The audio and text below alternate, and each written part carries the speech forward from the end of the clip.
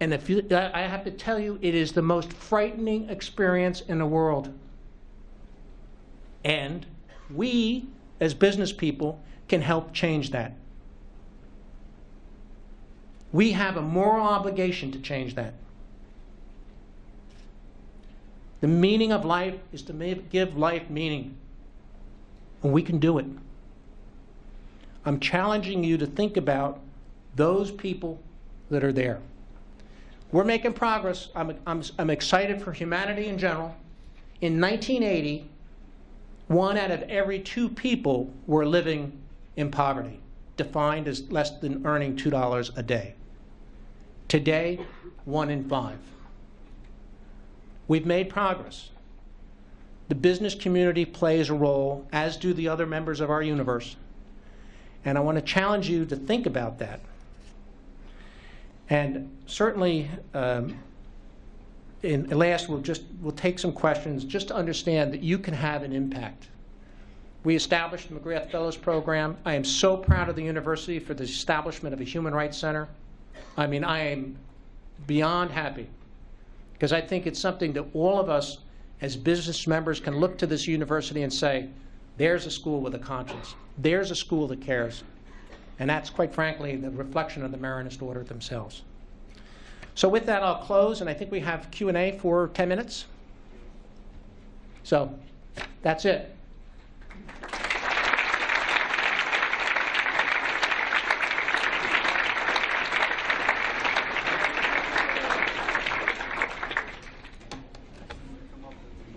Yeah, if you would, if you have questions, please, we got mics staged all over the place. Oh, come on, all right. I always do the reverse. I'll pick on somebody in the audience. Can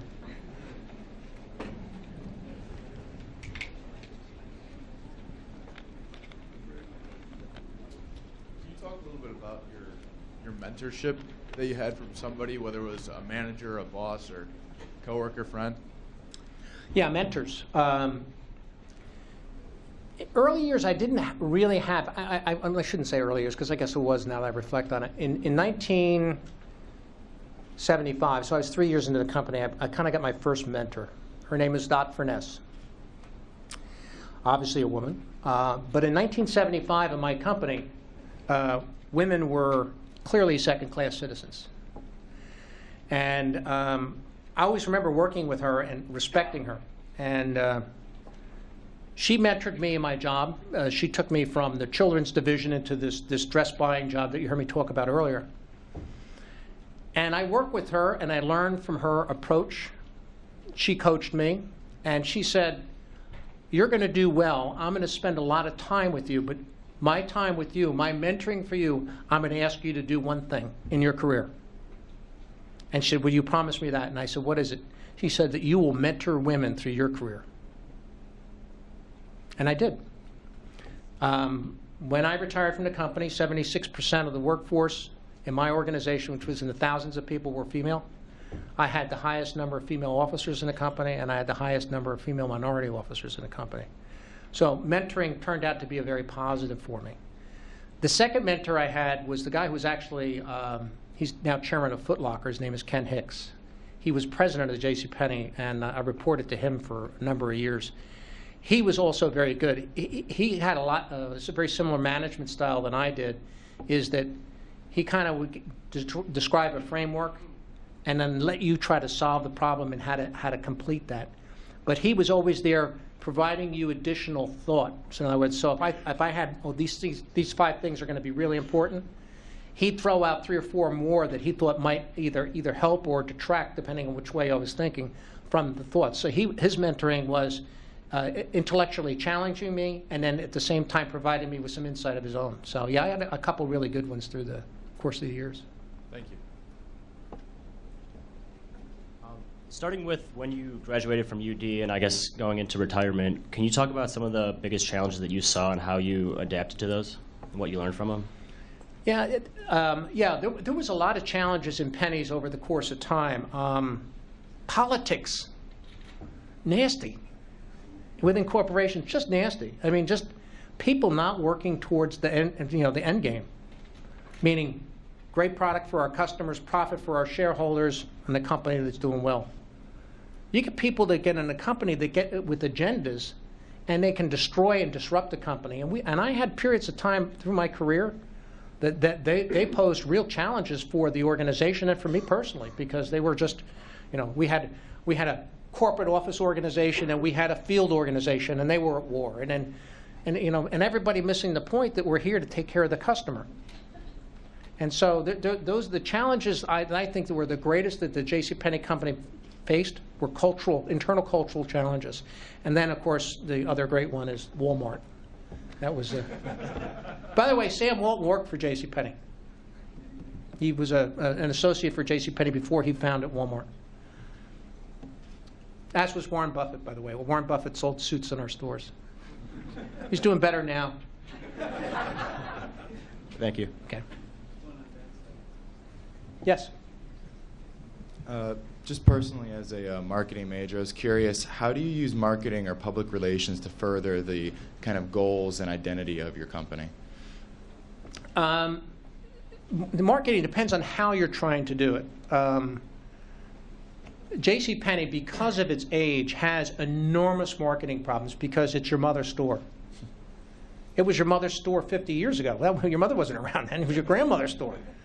And so we have this heritage baggage which JCPenney in particular carries around.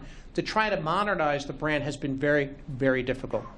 And then recently, for those of you who are following the business world, JCPenney has fallen on very hard times because the board selected a chief executive officer who took the company very close to bankruptcy. They still may go bankrupt, quite frankly, because of bad decisions of a board and a CEO.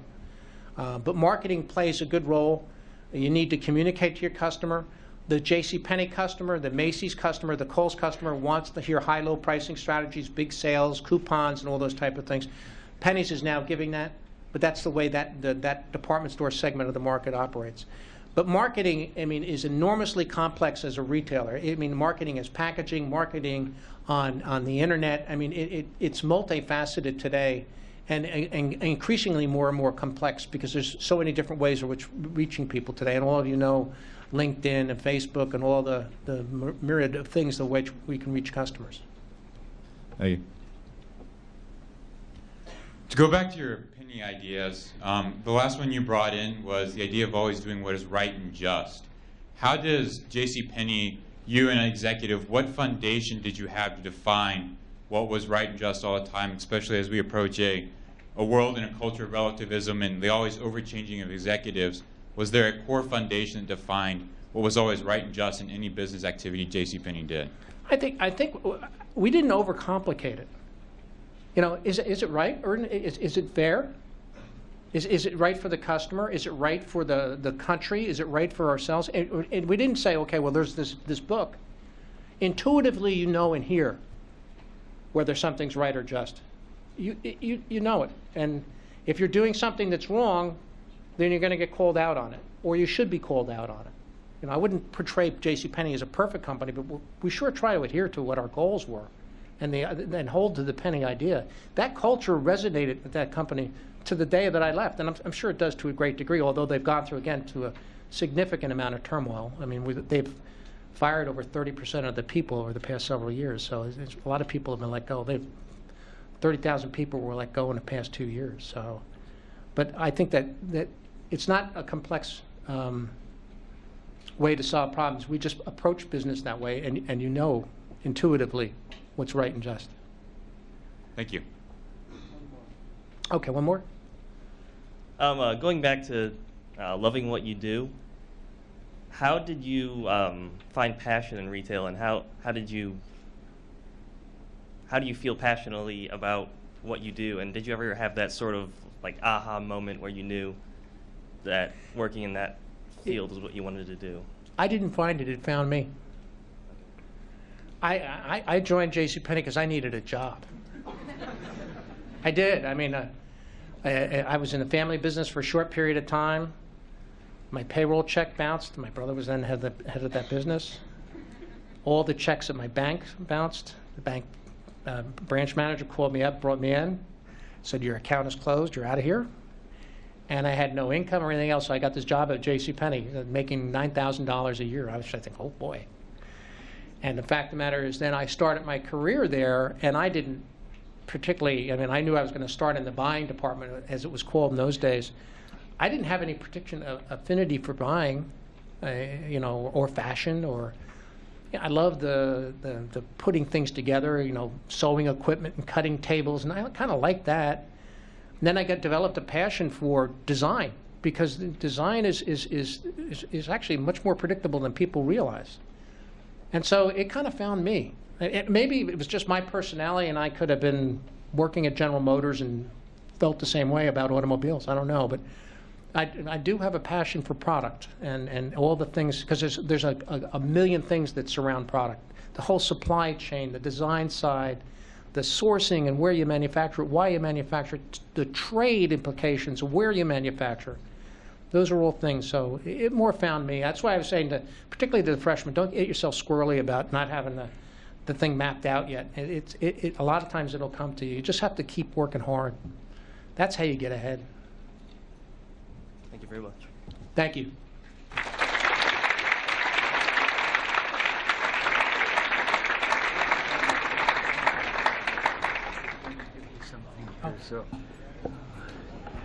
I want to thank Peter for those inspirational words and present him with the painting of our chapel. Oh, great.